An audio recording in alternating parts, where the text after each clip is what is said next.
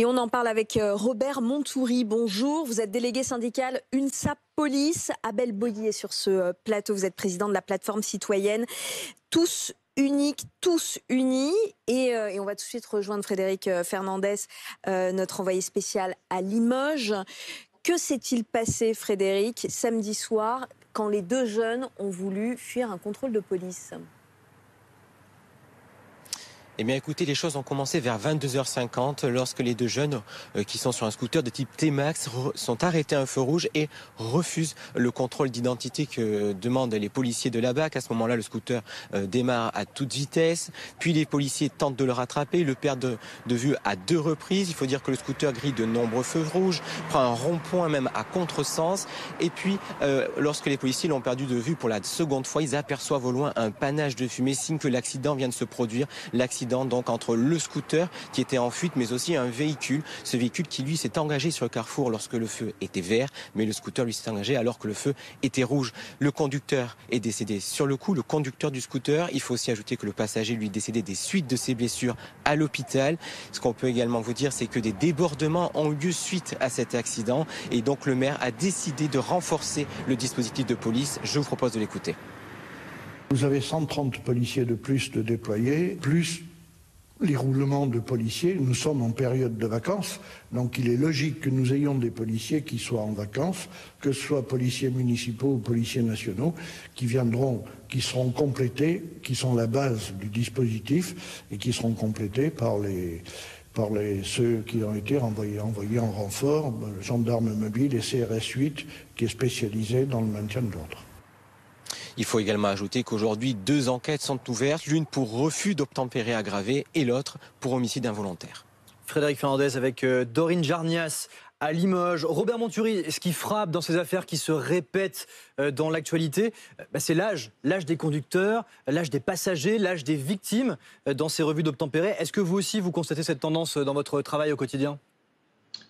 Oui, bien sûr. On a de plus en plus de conducteurs jeunes qui ne sont pas titulaires du permis, qui montent sur des engins. Là, on parle d'un T-Max. C'est quand même des scooters qui sont extrêmement rapides, qui sont très puissants. On peut imaginer que même si le jeune homme était peut-être un petit peu doué avec un guidon, il n'avait pas les connaissances et l'expérience nécessaires pour maîtriser sa machine. Il n'était peut-être même pas titulaire du permis de conduire. Et l'enquête le dira, peut-être sous l'emprise aussi de toxiques. Abel Boyer, est-ce qu'ils se rendent compte, ces jeunes, du risque qu'ils prennent ? Je ne pense pas, sinon ils ne les prendraient pas. Donc on voit qu'il y a une inconscience qui est marquée parce que nous voyons qu'il y a une société de plus en plus violente.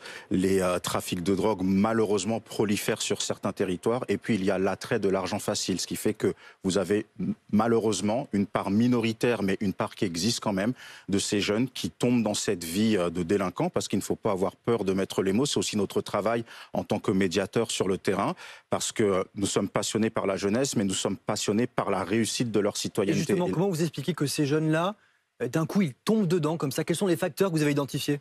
En général, il y a une détresse sociale, il y a des difficultés, et puis il y a l'attrait de l'argent facile. Aujourd'hui, on se retrouve avec beaucoup de jeunes. Lorsque vous leur demandez quel est votre objectif de vie, ils vous répondent « je veux faire de l'argent ». Donc il y a malheureusement des exemples fallacieux sur le terrain qui leur proposent des chemins qui ne sont pas bons, et beaucoup tombent d'abord par naïveté, puis après, il y a une sorte de maladresse, voire de corruption intellectuelle qui s'installe en eux. Robert Montoury, quand vous vous apprêtez à faire un contrôle et que vous voyez que, a priori, les personnes que vous allez contrôler paraissent très jeunes, est-ce que vous prenez des précautions particulières ? C'est justement parce que quelquefois ils sont très jeunes que ça peut motiver les policiers à exercer un contrôle, ne serait-ce que pour savoir s'ils sont en âge de monter sur l'engin et s'ils sont titulaires du permis.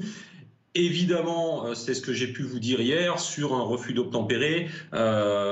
C'est quand même une poussée d'adrénaline importante pour un fonctionnaire de police. La première fois, vous mettez un gyrophare pour essayer de rattraper quelqu'un et vous ne savez pas pourquoi il prend la fuite. Vous pouvez avoir envie, quelles que soient les circonstances, de le rattraper. Et très vite, ce qu'il faut, c'est arriver à évaluer le danger pour nous-mêmes, évaluer le danger pour la personne et savoir cesser la poursuite, pas la chasse, parce que j'aime pas ce terme, mais la poursuite du véhicule après avoir annoncé la fuite. Effectivement, si on est face à un conducteur qui est relativement jeune, faut-il encore s'en rendre compte, parce que c'est pas forcément évident au travers d'un pare-brise ou d'un casque.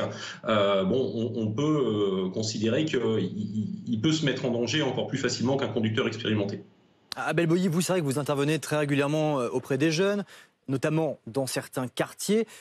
Pour les sensibiliser, avec quel discours? Qu'est-ce que vous leur dites concrètement et est-ce que ça marche? Ça marche. Après, je ne vous dirai pas que 100% des jeunes voient leur vie transformée, mais nous organisons beaucoup, parmi nos interventions, des dialogues police-jeunesse. Alors ça ressemble à quoi? Pour pouvoir créer du dialogue, c'est-à-dire nous venons avec des policiers et nous échangeons, nous demandons aux jeunes quels sont leurs ressentis, leurs expériences, et nous avons face à nous tout type de jeunes, des jeunes qui ont eu des expériences positives, d'autres qui ont des expériences négatives avec la police. Et il y a une chose que peut-être la société néglige, c'est l'appétence qu'ont ces jeunes à vouloir échanger avec la police, justement. Ils se disent quoi?